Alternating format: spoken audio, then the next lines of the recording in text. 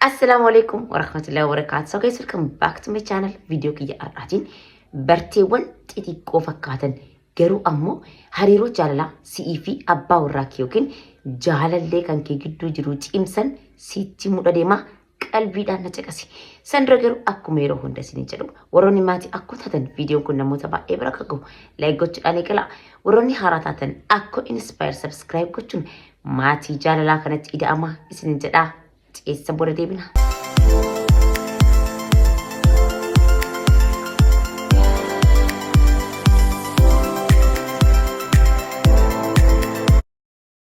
So treatmentiin inni jalqabaa gaa'ela keessatti jaalalli keessan akka dabalu taasisu fakkeenyaaf abbaa warraa kan kee taa'ee isaa bilbila laalaaru yoo isa agarte suuta gara duubaatiin kottuti harka kan kee lamaan gara hidhaa isaatiin galchiiti fuula kan kee asiin fidiiti abbaa warraa kan kee dhuggadhu gurra isaatitti achi siiqii ammoo jaalala isaaf qabdu itti himi. Baay'ee amma wanti kun baay'ee salphaa fakkaata miti garuu ammoo waltuttuqqiin isin gidduutti uumamu akkasuma jechi jaalalaa ati isatti fayyadamtu kun jaalalli keessan akka dabalu moor fedhiin isin waliif qabdan akka guddatu akkasuma ammoo yeroo jaalalaa akka waliin dabarsitan isin taasisa. Baay'ee jaalala keessatti give and take waan jedhamu jira. Yeroo hundaa abbaa warraa kan kee dhufee akka tiriitii godhu, abbaa warraa kan kee akka si dhungatu, abbaa warraa kan kee jechoota jaalalaa akka inni siif ibsu qofa hin eegin. Atis ibsiif min chigiraallo dhugaan isin hin jedha. Gammachuu mana keessanii dabaluu danda'a taanaan jireenya keessan keessatti satisfaakshinii fiduu danda'a taanaan akka isin wal jaalataa wal gammachiisaa waliin jiraattan isin gochuu danda'a taanaan waan kamiyyuu jireenya keessan keessatti gootanii gaa'ela keessan sirreessuudhaaf of duuban deebi'ina.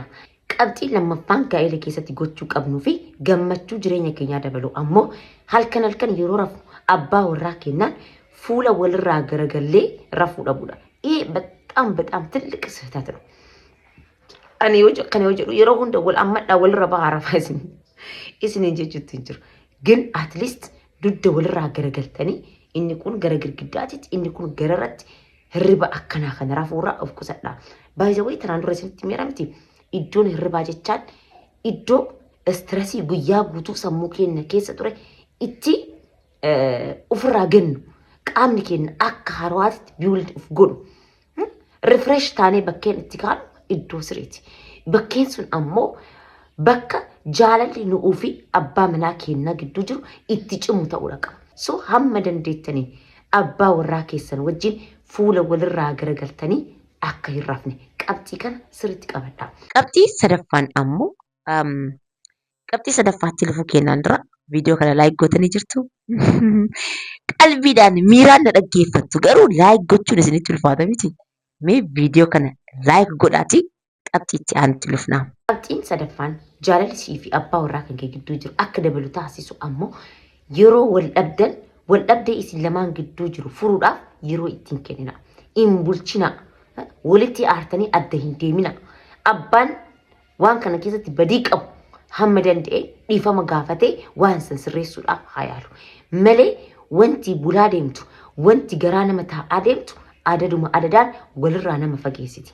Beeka nyaata illee bar namni oo'aan hojjetee yoo namatti fide satisfaakshinii godhatanii gammadaa nyaatanii miti akkasuma jechuudha.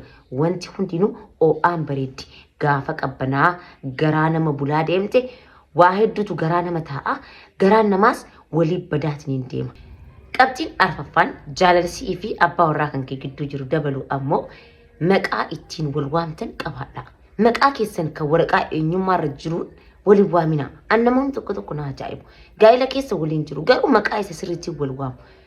Imagine an abbaa warraa kiyya osoo maqaa kiyya sirriitiin na waamanii fiilingii akkamatti dhagahamuu akka danda'u yaaduyyuu hin barbaadu. Baay'ee nama jibbisiisa. Maqaa ittiin wal waamtan qabaachuun bakka addaa akka isin waliif qabaattan taasisa. Mee fakkeenya isiniif haa kennuti. Namni ati tanaan dura hariiroo jaalalaa keessa waliin turtee adda baatanii jirtan wayi yeroo dheeraa booda namni biraa maqaa inni siin waamaa tureen osoo si waamee eenyuun si yaadachiisa. Nama tanaan dura ittiin si waamaa ture san si yaadachiisaa miti exactly. namni tokko maqaa addaa siif baasuun isa biratti onnee isaa keessatti iddoo addaa akka ati qabdu akeeka. Akkasuma ammoo sissi gammachiisa. Kanaafuu bilisa haga dandeettaniin maqaa ittiin wal waamtan qabaachuudhaaf yaala.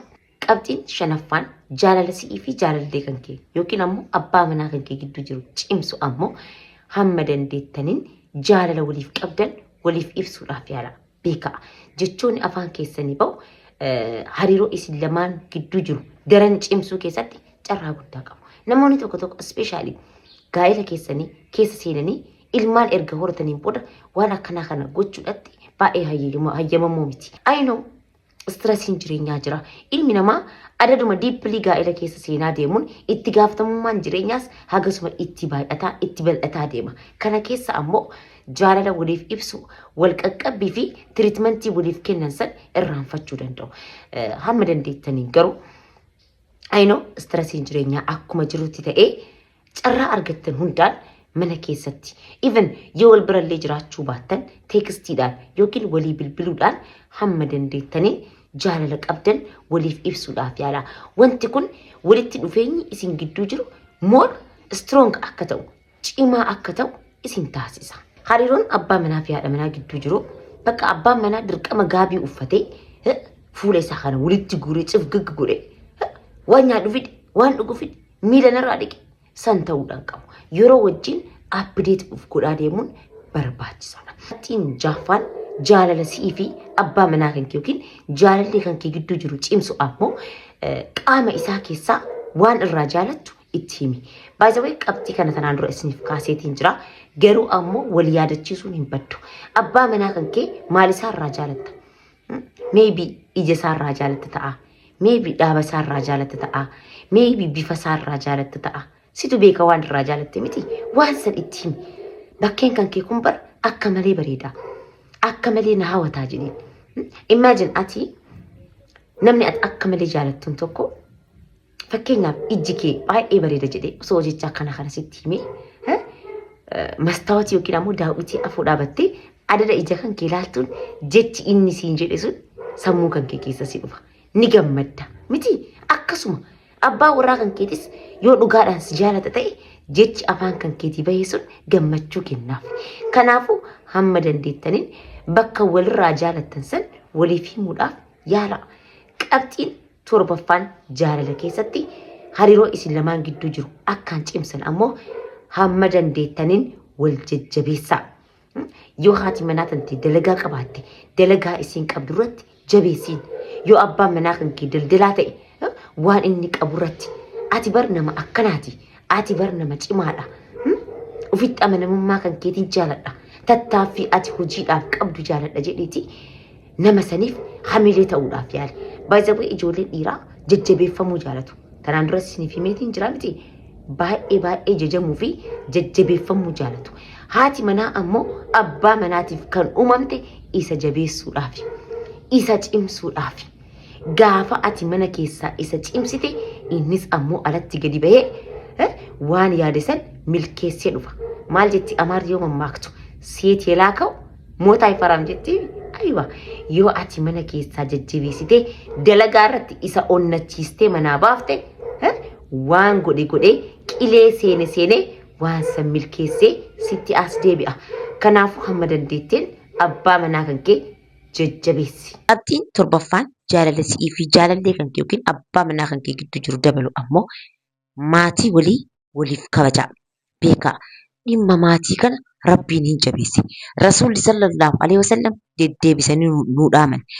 Jeenanni luka haadhaaf abbaa jala jirti jedhan. Agartee akkuma ati haadhaaf abbaa kan kee kaddamtee miila isaanii jalaa jeenata barbaaddisan abbaa warraa kan kee yookiin haati warraa kan keetis haadhaa fi abbaa isaanii kaddamanii miila maatii isaanii jalaa jeenata barbaadu.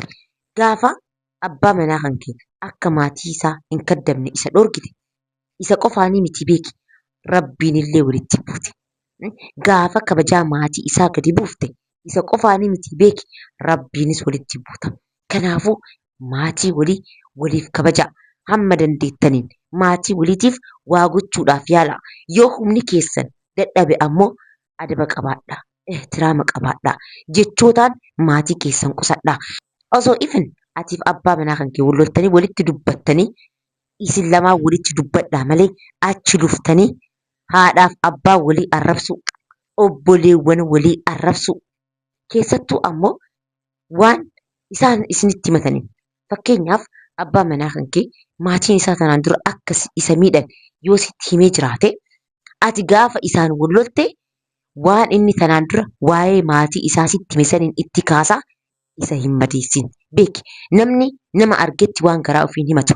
Inni nama kiyya siin jedhetti maatii ofii ka itti mufate san baasee sitti dubbateemi. Ati ammoo waanuma afaan isaa saniin baheen deebitee isa hin darbatin. Jechoota akkanaa kanarraa of eeggadhu. Hamma dandeettaniin maatii waliif kabajaa. Inni kun jaalala isin lamaan gidduu jiru daran cimsa. Qabxiin 8ffaan jaalala isin lamaan gidduu jiru cimsu ammoo kennaa waliif kennaa. Namni kennaa yeroo hariiroo jaalalaa keessa jiran hamma tokko waan akkanaa kan ni raawwatu. Erga gaa'ela keessa seenanii illee xiqqoo hima kennu. Xiqqoo erga achi siiqanii ilmaan horatanii booda ammoo waan akkanaa kana kompiliitilii ni dagatu. Kun dogonkora guddaadha.